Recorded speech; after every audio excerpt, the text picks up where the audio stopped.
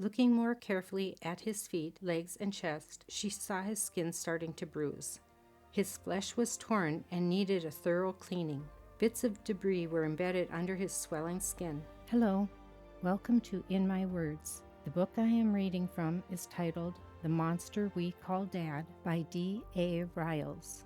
This book is not intended for young readers. After each reading session, I will briefly give information about a chosen plant. I hope through my words you will gain insight, knowledge, and a deeper appreciation and understanding of this mysterious and intricate world. Thank you for joining me. Chapter 14, Babysitters. Grandma's time for watching the family was over. It was October, and Johnny was now 2 months old. George and Elizabeth were now taking over for Grandma Nye. George was watching his nephews and nieces. Most of the time, the chain-smoking young man did an adequate job, but sometimes his judgment would be off.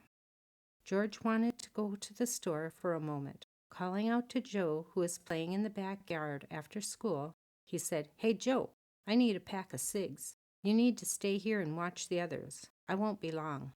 Perking up his head, which seemed to be intently looking at the sugar ants crawling upon the ground, Joe responded, "Can't I come with you? I'm always stuck with watching the kids." Barely pausing as he didn't want George to get distracted and just walk away, Joe continued, "Sissy can watch them. She's plenty old enough. And since you said we won't be gone long..." Joe let George finish his nephew's thoughts. George gave in and allowed Joe to come with. Quickly, Joe found Sissy and told her she had to look after the younger siblings. She didn't like it, but Joe took off before she could respond and headed for the car where George was waiting. The day was unusually hot. Heat radiated off the pavement, turning the roads into mirages of water. It was in the upper 80s that day, so Joe wasn't wearing a shirt, just a pair of shorts. It was too hot. Their trip was brief. George picked up his cigarettes, and the two headed back home. On the way back, George was going over the railroad tracks next to Joe's home. Joe was leaning his body on the door with his arm draped over the open window. Without warning, the passenger's door opened. Trying hard to stop his fall, Joe clung onto the window frame with one arm. Trying to reach up to the window with his other arm, his small body was being pulled down the door and out onto the railroad tracks. The oblivious driver continued on as Joe's feet and legs were being battered on the pavement. "Ah!" Joe screamed in pain as the jagged rocks and sharp rails cut through his young flesh, ripping and tearing at the shirtless boy. Being dragged across the railroad tracks, Joe wanted to let go, but knew he must hold on, for he feared he might get run over. George heard Joe's screams, but didn't stop until after they were off the tracks. Pulling over to the side, Joe was still clutching the door handle. "You can get in now," Joe heard George saying. Rising slowly to his feet, the young boy pulled himself up from the hot road and re-entered the car. George never really showed much emotion. It just wasn't a part of who he was anymore. Although injured, Joe said nothing to his uncle as they drove the last 2 blocks home. George didn't know what to do. His mind just wasn't capable of making good decisions. He could only hope that Jane was already home from work, for she would know how to handle the situation. Fortunately for Joe, Mom was home. She was making supper as the two entered the door. "Where have you been?" she called over her shoulder without looking as she continued to peel potatoes for supper. "Went to pick up some smokes," George replied as he continued to walk through the kitchen and into the living room to watch TV. Joe went over to Mom. He stood behind her, not saying a word. He was unsure if he should tell her or not. Finally, the words came. "Mom?" he questioned, then continued with his head bowed low. "I got hurt." "What do you mean you got—" She didn't finish her sentence, for she was in the process of turning around as she spoke to her son. Mom's eyes widened. A bit of panic and then fear went through her. "We need to get you cleaned up before Dad sees this." Mom knew that Joe would probably be punished for getting himself hurt. Dad would say that Joe should have been more careful. The situation had to be contained. "I fell out of the car while George was driving," he tried to explain quietly, seeing emotions pass over Mom's face. Well, there's nothing we can do about that now. We just need to get you cleaned up before your father gets home. Looking more carefully at his feet, legs, and chest, she saw his skin starting to bruise. His flesh was torn and needed a thorough cleaning. Bits of debris were embedded under his swelling skin. Knowing she would have to get the fingernail scrubber to get the grit and tar out of his wounds, she led Joe by the hand to the bathroom. She didn't want his skin to become infected, for then that would cause another whole set of problems. Thomas would ask why she didn't tell him in the first place. Why did she wait so long? How stupid could she be to not take her son to the doctor? Yet Jane did want to take Joe in, but she knew Thomas would get mad, for then it would be another bill they would have to pay.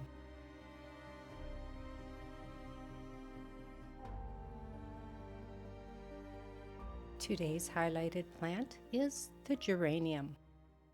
Geraniums have a beautiful scent. The flowers are scented, and so too are the leaves. When it comes to the scent of the leaf, I find it to have a very beautiful and delicate perfume quality to it.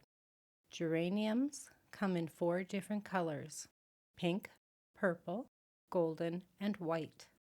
If you are planting your geranium outside, it can be planted April through May. It will flower between May and October, depending on the age of your plant. It needs to be in full sun in order to flower properly. If you choose to keep your geranium indoors over winter to provide you with the beautiful scented leaves throughout the winter, it is relatively easy to do.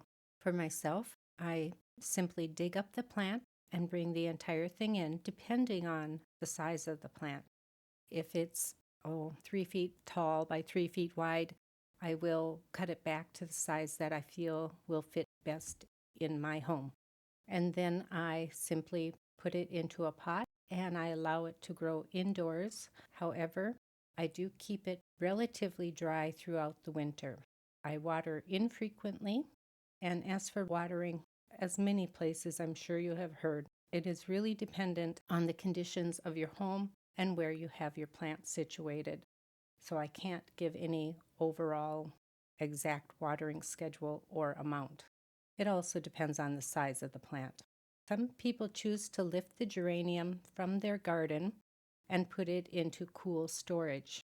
This I have not tried because for myself I find it to be tedious, and I would rather not worry about it if it makes it through the winter or not. When I grow it indoors in a planter, I can tell how well it is doing, and I adjust my watering and light schedule accordingly to keep the geranium growing as well as possible. If you do bring your plant indoors for the winter, don't expect it to flower. It may, especially if you live in a warmer region or if you have it in a very bright lighted area. I keep my geranium in the winter in a west window, and I guess maybe I should mention that geraniums can grow outdoors to a height of 2 to 3 feet, and if they aren't in enough sun, whether it be indoors or outdoors, they can become leggy. The spread of the geranium is around 1 foot, and the typical zone to have a geranium be a perennial where it can overwinter outside is zones 10 through 11. Please like, share, and subscribe. Next time I will highlight another plant and continue reading. If you would like to follow along with this reading, you may pick up the book titled The Monster We Call Dad by D.A. Riles at Amazon.com. I look forward to having you join me next time.